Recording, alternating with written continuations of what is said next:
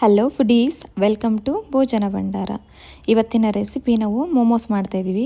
Same street ಸ್ಟೈಲಲ್ಲಿ ಹೆಂಗಿರುತ್ತೆ same ಅದೇ ರೀತಿ ಬರುತ್ತೆ, ಜ್ಯೂಸಿಯಾಗಿ. ಈಗ ನಾನಿಲ್ಲಿ ಮೈದಾ ಹಿಟ್ಟು ಕಲಿಸ್ಕೊತಾ ಇದ್ದೀನಿ. ಉಪ್ಪು ಹಾಕ್ಕೊಂಡು ಒಂದು 2 ಕಪ್ ಹಾಕ್ಕೊಂಡಿದ್ದೀನಿ. ಮೈದಾ ಹಿಟ್ಟನ್ನು ಕಲಿಸ್ಕೋಬೇಕು.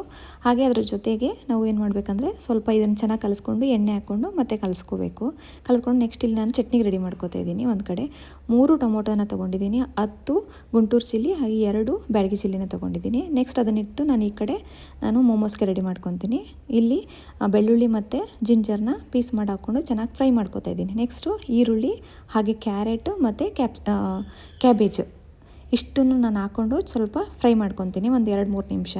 ಇಲ್ಲಿ ನೋಡಿ ಇದು ಬೆಂದಿದೆ ಅಂತ ತೊಗೊತಾ ಇದ್ದೀನಿ. ನೆಕ್ಸ್ಟ್ ಇದಕ್ಕೆ ಏನಂತಂದರೆ 2 ಸ್ಪೂನಷ್ಟು ಟೀ ಸ್ಪೂನಷ್ಟು ನಾನಿಲ್ಲಿ ಸೋಯಾ ಸಾಸು, 1 ಟೀ ಸ್ಪೂನಷ್ಟು ವಿನಿಗರು ಹಾಗೆ 1/2 ಟೀ ಸ್ಪೂನಷ್ಟು ಪೆಪ್ಪರ್ ಹಾಕ್ಕೊಂಡಿದ್ದೀನಿ. ಸ್ವಲ್ಪ ರುಚಿಗೆ ತಕ್ಕಷ್ಟು ಉಪ್ಪನ್ನು ಹಾಕ್ಕೊತಾ ಇದ್ದೀನಿ. ಉಪ್ಪನ್ನು ಹಾಕ್ಕೊಂಡು ಸ್ವಲ್ಪ ಮಿಕ್ಸ್ ಮಾಡಿ ಈಗ ಲಾಸ್ಟಿಗೆ ಅದು ಹೊಂದ್ಕೋಬೇಕಲ್ಲ, ಹಾಗಾಗಿ ಅದಕ್ಕೆ ನಾನು ಕಾರ್ನ್ಫ್ಲೋರ್ನ ಹಾಕ್ಕೊಂಡಿದ್ದೀನಿ. ನೆಕ್ಸ್ಟ್ ಇಲ್ಲಿ ನಾನು ಏನು ಮಾಡ್ತಿದ್ದೀನಿ ಅಂದರೆ ಬೇಯಿಸಿಟ್ಕೊಂಡಿರೋಂಥದ್ದನ್ನ ನಾನು ರುಬ್ಬಿಟ್ಕೊತಾ ಇದ್ದೀನಿ ಚಟ್ನಿ ಮಾಡೋದಕ್ಕೋಸ್ಕರ.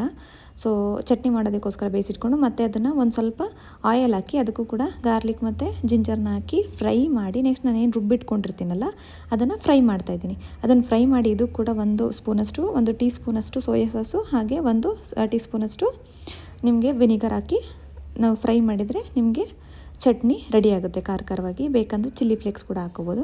ನೋಡಿ ಈ ಥರ ನಾನು ಏನು ಮಾಡ್ತಿದ್ದೀನಿ, ಮೋಮೋಸ್ನ ಈ ಥರ ಚಿಕ್ಕದಾಗಿ ಹೊತ್ಕೊಂಡು ಏನು ಮಾಡ್ತೀನಿ, ಮೋಮೋಸ್ ಥರ ಮಾಡಿಕೊಂಡು ಈ ಥರ ಸ್ಟೀಮ್ ಮಾಡ್ಕೋತಾ ಇದ್ದೀನಿ. ನೀವು ಇದನ್ನು ಫುಲ್ ತಿನ್ನಾಗಿ ಹೊತ್ಕೋಬೇಕು, ಇಲ್ಲ ಅಂತಂದರೆ ಆ ಥರ ಟೇಸ್ಟ್ ಬರಲ್ಲ, ದಪ್ಪ ಆಗುತ್ತೆ, ಅದು ಸರಿ ಅನಿಸಲ್ಲ ತಿನ್ನೋಕ್ಕೋಸ್ಕರ. ಹಾಗಾಗಿ ನೀವೇನು ಮಾಡಬೇಕು, ತಿನ್ನಾಗಿ ಹೊತ್ಕೋಬೇಕು. ನೋಡಿ ಈ ಥರ ಮಾಡಿಕೊಂಡ್ರೆ ನಿಮ್ಗೆ 7ರಿಂದ 8 ನಿಮಿಷ ಬೇಯಿಸ್ಕೊಳ್ಳಿ ಸಾಕು, ಸ್ಟೀಮ್ ಮಾಡ್ಕೊಳ್ಳಿ. ಈಗ ನಿಮಗೆ ಸ್ಟ್ರೀಟ್ ಸ್ಟೈಲಲ್ಲಿ ಸಿಗುವಂಥ ಮೋಮೋಸು ರೆಡಿ. ತುಂಬ ಚೆನ್ನಾಗಿ ಬಂದಿತ್ತು. ನೀವು ಕೂಡ ಟ್ರೈ ಮಾಡಿ. ಯಾರು ಟ್ರೈ ಮಾಡಿದೆ ಅಂತೇಳಿ.